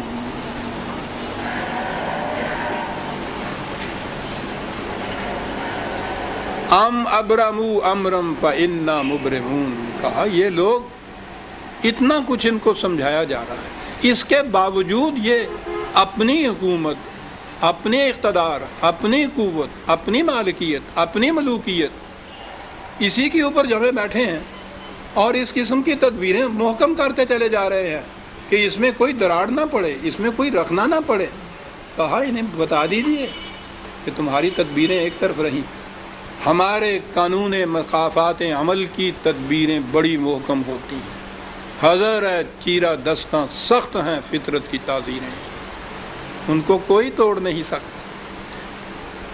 کہا یہ سمجھتے ہیں کہ ہم انڈر گراؤنڈ چلے جائیں گے، وہاں سازشیں کریں گے تو پھر تو کوئی نہیں پکڑ سکے گا نا۔ ام یحسبون انا لا نسمع سرهم ونجواهم، یہ سمجھتے ہیں کہ ہم ان کے راز کی باتیں، ان کے خفیہ مشورے، ان کی سازشیں، ہمیں ان کا علم نہیں ہے، انہیں ہماری سی آئی ڈی، وہ کوٹڈ میں کہتا ہوں آج کی اصطلاح میں، اس کا علم ہی نہیں ہے۔ بلاؤ ورسلنا لدیہم یکتبون، ہمارے فرستندہ جو ہے ان کے ساتھ لگے ہوئے ہیں، ایک ایک بات نوٹ کرتے چلے جا رہے ہیں۔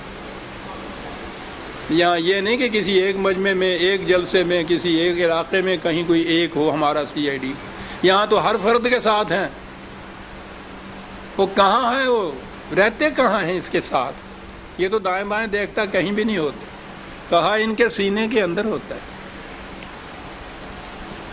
وہ وہاں بیٹھا نقل کرتا چلا جاتا ہے، اور پھر وہ اپنے پاس نہیں رکھتا، لکھ لکھ کے ان کی گردن میں لٹکاتا چلا جاتا ہے۔ فرق اتنا ہوتا ہے کہ وہ ذرا لپیٹ کے اس کاغذ کو لٹکاتا ہے، اور جب یہ وقت آئے گا انقلاب کا تو وہ لپٹا ہوا کاغذ کھول دیا جائے گا ان کے سامنے۔ ممکن ہے یہ کہہ دے کہ آدمی کوئی ہمارا دم تحریر بھی تھا، غالب کہتا تھا کہ پکڑے جاتے ہیں فرشتوں کے لکھے پر ناحق، یہ تو بڑا چودہ تھا نا، یہ تو کسی اور کا لکھا ہوا ہے اور ہمیں دیا جا رہا ہے۔ کہا جائے گا اقرا کتاب، پہلی چیز تو یہ ہے کہ خود پڑھ اس کو، اس کے بعد تم کہتے ہو کوئی گواہ، تم خود اس کے لیے گواہ ہو، مکرو تو مکر سکتے ہو، تم مکر نہیں سکتے کہ جی پھر اس کی سزا کہنے گا، سزا بھی خود مقرر کرنا، تو اس سے بڑا انصاف تو اور کوئی نہیں ہو سکتا نا۔ سزا تو ملی ہوئی ہے اس جہنم میں تو ہو، اور سزا کیا ڈھونڈ رہے ہو تم؟ عزیزان من، وقت ہو گیا۔ سورہ الزخرف کی آیت 80 تک ہم آ گئے، 81 سے ہم آئندہ لیں گے۔ ربنا تقبل منا انک انت السمیع العلیم۔ شکریہ۔